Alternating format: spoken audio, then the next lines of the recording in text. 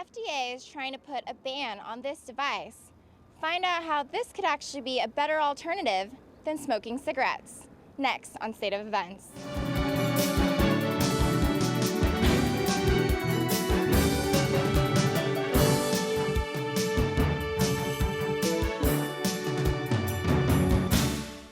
Hi, and welcome to the last spring edition of State of Events. I'm Austin Stanley. And I'm Valerie Van Ryn.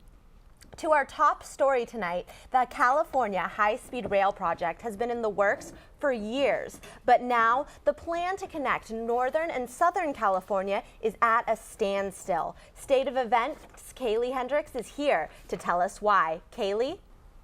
Thanks, Valerie, and you're right. Last week, I told you where the plan for California's high-speed rail stands, the lawsuit against it, the accusations against the High-Speed Rail Authority, and why construction is behind schedule.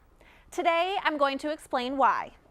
It all goes back to Proposition 1A that was voted on by Californians in 2008. Opponents of the high-speed rail claim that since being voted on, Prop 1A has been violated, and in more ways than just one. The rail now proposes a system of blended tracks, which applies to us here in the Bay Area directly. Prop 1A says the high-speed rail would have its own set of tracks. Now, the Rail Authority wants to use existing tracks and stations like Caltrain, along with the new high-speed rail tracks. They say this would speed up construction. But this newly proposed system means that the 2-hour and 40-minute non-stop ride from San Francisco to LA that was promised in Prop 1A would actually be longer than 3 hours with the blended system. This all adds up to costs and funds far over the proposed budget in Prop 1A.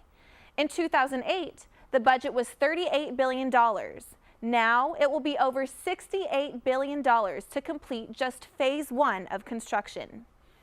These shortcomings are now the focus of a lawsuit against the California High-Speed Rail Authority, filed by John Tose, Aaron Fukuda, and Kings County. They say the rail is breaking the law, and not only that, but California should be spending our savings on much more important things. We as taxpayers were promised that our children would have a subsidized education system, and that's why we pay taxes. At this point in time, that subsidy, they're taking that away and putting it in other areas like high-speed rail. So we need to make sure that, we need to make sure everything is taken care of before we start getting into lavish infrastructure projects like high-speed rail. And the other thing people should really be conscientious about is by the time they get this system done, the rest of the world will be on to the next generation of transportation systems. The Rail Authority insists that they are complying legally, and Governor Jerry Brown, the mastermind behind the rail, remains a steadfast supporter. He recently stated in a radio interview, "No, it depends on how long I live. I'll be 76 on April 7th, and I'm going to do everything in my power to get this going so I can ride it." So, what's next? Construction hasn't started yet, and in many Central California areas, including Hanford, where Aaron Fukuda lives, everyone is doing all they can to make sure it never will. This is KAYLEIGH Hendrix. Back to you. Thanks, KAYLEIGH. More transportation news. The bus service SAMTRANS is being investigated for fraud. Employees for the San Mateo Bus Company are stepping forward, and they're sharing how the company is spending taxpayer money. Reports say that the company has been paying the $38,000 tuition payments for its CEO to get his master's degree. The company is also accused of paying over $72,000 to an accounting firm that hasn't done business with SAMTRANS since 2009. The San Mateo District Attorney says he's starting an audit of the agency's spending. It's getting hot outside. A heat advisory has been issued for the Bay Area, and that means spare the air days. Monday was the first spare the air day of the season. Health officials say high temperatures means no winds and more smog. The Bay Area Air Quality Management District is urging people to cut down on driving to help with the smog levels. Temperatures are expected to hit the 90s this week. The June 3rd election is coming up, and the future of San Francisco's waterfront is on the ballot. Proposition B is designed to stop the city from letting developers build taller buildings than the current height limit on the land between Fisherman's Wharf and AT&T Park. Voting yes means you want to enforce the height limit for buildings on the waterfront. Voting no tells the city to start selling off big portions of land for projects. Opponents say the new buildings will mean more jobs and parks. People for the proposition say it will stop the construction of luxury condos and protect the city's quality of life. President Obama stopped by the Bay Area on Friday. He was only here for one day, but he attended Democratic fundraisers and he held a speech on green energy. He spoke inside a Walmart in Palo Alto, and demonstrators were out in front of the store protesting the president's choice of location. They say that holding a speech at Walmart shows the support for the company's underpayment of staff and mistreatment of employees. Over 1,000 pounds of marijuana was found at Pescadero State Beach yesterday. San Mateo County sheriffs say they found 42 bundles of marijuana weighing about 30 pounds each inside an abandoned boat and SUV. Federal agents say the boat is believed to have come from Mexico. The word Sinaloa printed on the side of the boat is the name of a Mexican city. Police are still looking for the suspects involved. Vaporizers, also known as e-cigarettes, are facing new legislation banning their use in most public places in California. NIKKI PEÑA has more on the story. Thanks, guys. I'm here on location at the vape area in San Mateo, where shop owners told me that compared to a cigarette that contains 18 to 24 milligrams of nicotine, this device, better known as an e-cigarette or a vape, can actually be a healthier alternative or even an aid in quitting smoking. Vaping, a new trend that has emerged, gives smokers a way to enjoy smoking in a different form.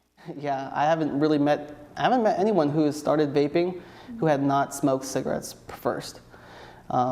People are looking towards vaping to get away from cigarettes. Recently, the FDA is trying to put stricter bans on vaping, comparing it to cigarettes, but Joseph told us there's actually a big difference between the two. There's only 4 ingredients inside the liquid. It contains vegetable glycerin, propylene glycol, nicotine, and extracts like artificial flavors. So like when you compare that to I think I said 600 ingredients that are inside of a cigarette, that's way less to mess with. Then you have the fact that it's vaporizing and not burning, so you're eliminating that factor as well. A large concern of the FDA is that the fruity flavors attract young children. However, it's a different demographic the vape appeals to. It's more men between the ages of 20 to 30 who are previous smokers. Joe even told me in our interview that when selling a vape to a customer, he advises them of a certain vape etiquette that they should follow. They should treat it just like how they would treat a regular cigarette. They would want to go outside to have it. You won't want to have people vaping inside of a restaurant if you have your children sitting at a table next to you. I mean, there could be a lot of clouds coming your way. Now, the vape is still prohibited from being sold to minors and does not cause any secondhand smoke. Here in San Mateo, NIKKI PEÑA with State of Events.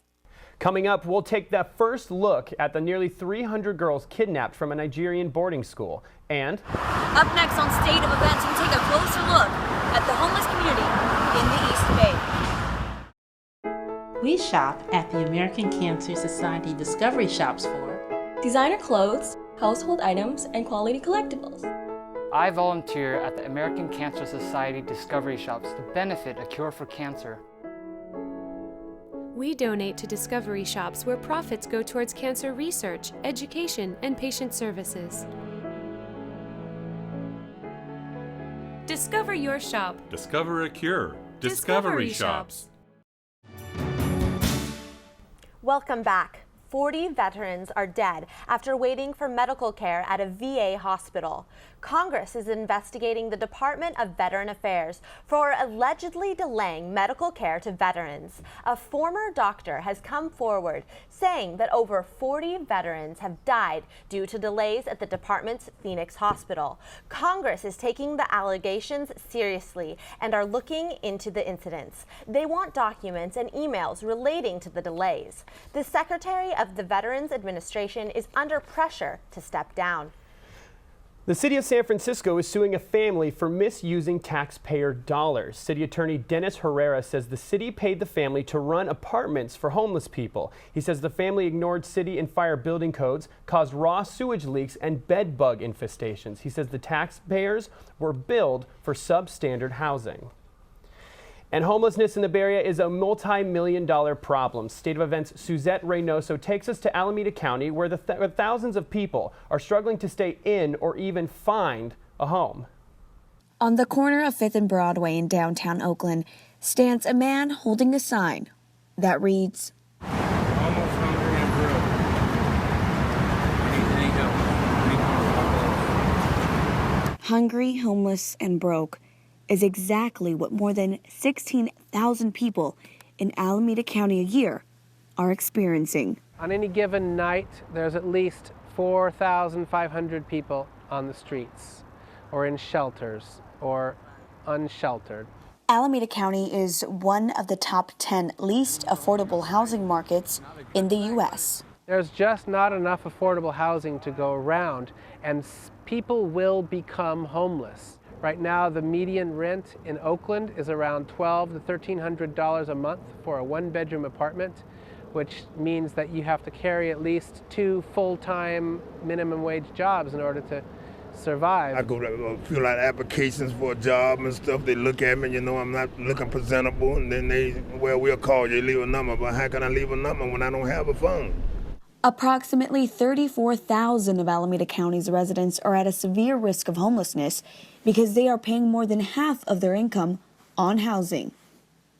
Physical sickness, mental illness, you lose your job, something goes wrong, and you're out on the streets. They end up sleeping in the park or on one of these benches downtown or something like this, and then the security guards come and run you off about 5 or 6 in the morning. Most Americans are only a couple paychecks away from homelessness. You just don't see a lot of people that are homeless. A lot of people are staying place to place, or doubled up in garages, or sleeping in places that are unfit for sleeping, and they're out of sight. Some days I don't even have enough to get a room, so I just sleep on the street. But I depend on the people that's coming off the train, because most of them I give them respect. Most of them like me. They come out and give me clothes and food and stuff like this here, so I can survive. Give me a few bucks and everything, and I add it up at the end of the day and get me a little room for the night. And whenever I'm not fortunate enough to get the room, I just sleep in the street wherever I can. Reporting from downtown Oakland, I'm Suzette Reynoso, State of Events. An Arkansas judge has overruled the state's 10-year-old same-sex marriage ban. Over 200 gay couples in Arkansas got their marriage licenses since the judge's decision. Not all courthouses are following in the judge's footsteps, though. Most county clerks are still waiting for the Supreme Court decision before changing the bans. Arkansas is the 18th state to allow same-sex marriage and is the first former Confederate state to lift the same-sex marriage ban. Pro-Russian activists have taken over eastern parts of Ukraine, and a world leader is visiting the region to try and find a solution. State of Events' Talia Samalian is here with that and more world news. Talia? Thanks, Austin. Amid the Ukraine crisis, Germany's foreign minister is traveling to Kiev to find a diplomatic solution. Reports say he could also visit the east of the country, where pro-Russian activists held a referendum on self-rule on Sunday. Earlier, a separatist leader called on Russia to absorb the eastern Ukrainian region of Donetsk. The United States and European Union say the referendums in Donetsk and Luhansk were illegal. Germany says the referendum cannot and must not be taken seriously. Moscow annexed Ukraine's southern autonomous Republic of Crimea in March following a controversial referendum. And Kiev fears a similar outcome in Donetsk, Luhansk, and parts of southern Ukraine. Russia has called for the results of Sunday's vote to be implemented. Meanwhile, according to the BBC, armed separatists remain in control of many official buildings across eastern Ukraine. And now to Nigeria, where Boko Haram has released a video showing about 100 of the 276 schoolgirls they kidnapped nearly a month ago. This is the first time they've been seen since their abduction on April 14th. The video features the girls sitting quietly on the ground, dressed in traditional Islamic garb. In separate shots included in the 27-minute video, a man says he will release the girls only after imprisoned members of the terror group are freed. According to FAP, the man identifies himself as the Boko Haram leader, but Nigerian officials disputed this claim, arguing that the leader is dead. Other experts say the notorious terror group leader is alive. Nigeria's interior minister says the country doesn't negotiate with terrorists. However, At a later briefing, the director of the National Orientation Agency said negotiations could be an option when it comes to rescuing the kidnapped girls. In South Sudan, Secretary General Ban Ki-moon has called for a special tribunal. He says crimes against humanity were likely committed since widespread violence began 5 months ago. The UN welcomed last Friday's ceasefire agreement by President Salva Kiir and his former Vice President Riek Machar, and demanded an immediate end to fighting, which flared over the weekend. He called for 30 days of tranquility so farmers can plant crops in peace to avoid famine in the world's newest nation. South Sudan saw massive violence sweep the country in December, when fighting broke out between troops loyal to Kiir, an ethnic Dinka, and those loyal to Machar, an ethnic Nuer. A new UN report says gross violations of human rights have been committed on a massive scale in South Sudan. Ban says his message to both leaders was clear. The perpetrators of these crimes against humanity will be held accountable. And the sea levels could rise much faster than previously thought. Scientists say that the glaciers in western Antarctica are melting at an unstoppable rate. Researchers say the ice sheets will continue to melt for decades or even centuries to come. This new data means the sea level could rise as much as 4 feet.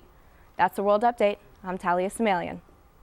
Coming up, the shocking video of a fight between Beyonce's sister and Jay-Z. And after the break, a new high-tech door that's a smart solution for small spaces. When it's time to choose healthcare for your child, you want the best. When it's time for your child's physical exam, you want a professional you can trust.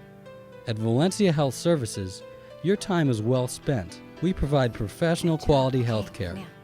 Valencia Health Services, dedicating quality time to every child, every visit. Committed to professional healthcare because your child's health is our first priority.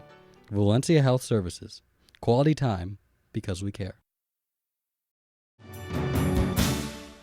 California is one step closer to requiring all smartphones to have a kill switch. The state Senate passed a second draft of a bill requiring it last week. It's now sitting on the governor's desk waiting for approval. If approved, the bill will require all new smartphones sold in California to come with the anti-theft device. Last month, the bill's first draft was voted down because of a vague description of a smartphone. Legislators hope it will deter cell phone thefts in the future. An apple a day keeps the doctor away? What about 3.2 billion apples? Cupertino-based Apple is looking to buy Beats by Dr. Dre headphones for $3.2 billion. If Apple acquires Beats, subscribers would pay $10 a month for unlimited access to iTunes songs in the service catalog. This could be Apple's biggest purchase ever and would make Dr. Dre the first hip-hop billionaire. The plan for regulating internet neutrality could be changing. Net neutrality ensures that all online traffic receives the same internet speed by service providers. The FCC chair has been working to change those laws to allow companies to buy into faster lanes. The original proposal caused public outrage and criticism from tech companies, and now the FCC is revising the plan. The new proposal will be announced sometime this week. With more tech news, we now turn to State of Events' Kyle Nitschke with Tech Talk. Kyle? Hello there, thank you very much. I'm Kyle Nitschke, and this is your Tech Talk. A new bionic arm just made approval after 8 years of testing. The DECA arm is funded by DARPA, which is a branch of the Pentagon, and the first prosthetic that can perform multiple simultaneous movements via electromyogram electrodes implanted in the brain. The arm can perform such delicate tasks like using keys and locks and handling eggs without even breaking them. And if you're into robots, have you heard about the Army's new Black Hawk helicopter? Check that out. Well, it's about to fly solo, as in no pilot. It's part of the Army's effort to help reduce troops and cost, and in this case, letting the $25 million piece of equipment carry out expeditionary and resupply operations by itself. No word yet when the chopper becomes standard issue, but test flights are underway to enhance military operations. And have you ever wanted more from that novel you're reading? Well, how about a soundtrack to go with that 50 Shades of Grey? Transpose is a program which electronically generates piano pieces where the notes are dependent on emotional words. The algorithm uses databases to rate words according to their emotional value, which analyzes sentiment in the text and measures its emotional temperature. And before I leave you folks, check this door out. Australian designer Clemens Torgler developed a door using a rotating square that moves the door sideways with tracks, completely eliminating the 2 to 4 feet needed for a swinging path of any conventional door. How cool is that? Well, that's all for Tech Talk. I'm Kyle NIKKI. Thanks for watching. Back to you guys. A crazy fight between Beyonce's sister and her husband, Jay-Z. The details after the break.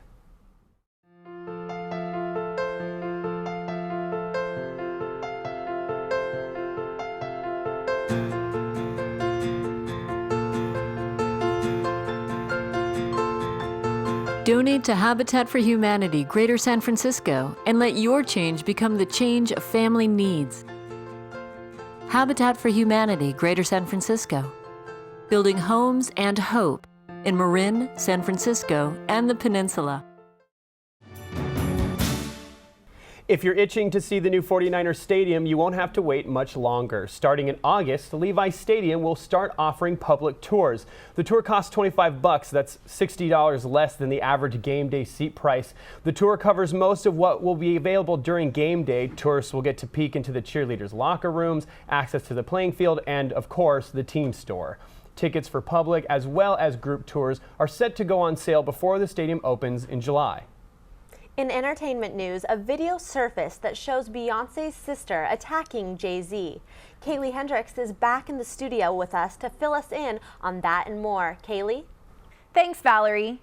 TMZ released the elevator footage of Beyonce's sister, Solange Knowles, violently attacking Jay-Z, her brother-in-law. The attack happened right after the Met Gala at the Standard Hotel in New York City. A man in the elevator, appearing to be a bodyguard, tries to restrain Solange, who still manages to make contact with Jay-Z multiple times. You can see Jay-Z cornered. He never tries to strike back. You can also see Beyonce, who is almost standing in the shadows, doing nothing to stop the fight. This has raised some questions as to what the altercation was all about. But there's no audio on the tape, so it remains a mystery. Kim K just recently celebrated her upcoming marriage to Kanye West at a surprise bridal shower in Beverly Hills. She wore a stunning white body-hugging dress with pearl embellishments. Wedding preparations are in full swing for Kim Ye, although everyone close to the family has been very hush-hush when it comes down to the fine details. We do know that the couple plan to tie the knot in a civil ceremony before the big day. They will swap their vows in a lavish celebration in Paris. Kim has denied the various rumors that she is already a married woman, saying, "Unless you hear it from us, please don't believe the nonsense." In an exclusive interview with Barbara Walters, Shelly Sterling, wife of Clippers owner Donald Sterling, says she was eventually going to file for divorce. She also says they have been estranged for quite some time. Regarding Mr. Sterling's recent actions, Shelly revealed that she believes her husband is suffering from the onset of dementia. It was horrible when I heard it. I mean, it was just degrading, and it made me sick to hear it. But as far as a racist, I don't really think he is a racist. Shelly Sterling also added that the Clippers franchise is her passion and is her legacy to her family. That was your entertainment segment for today. This is KAYLEIGH HENDRIX. Back to you guys. Well, guys, that's a season wrap on KAYLEIGH and a season wrap for us. It's been a great run in spring 2014. Thanks for watching State of Events. It's been a pleasure bringing you the top stories of the week. State of Events will be back next fall, but until then, have a great summer. For more information on State of Events or to contact us for jobs, visit ksfsmedia.net. Thank you.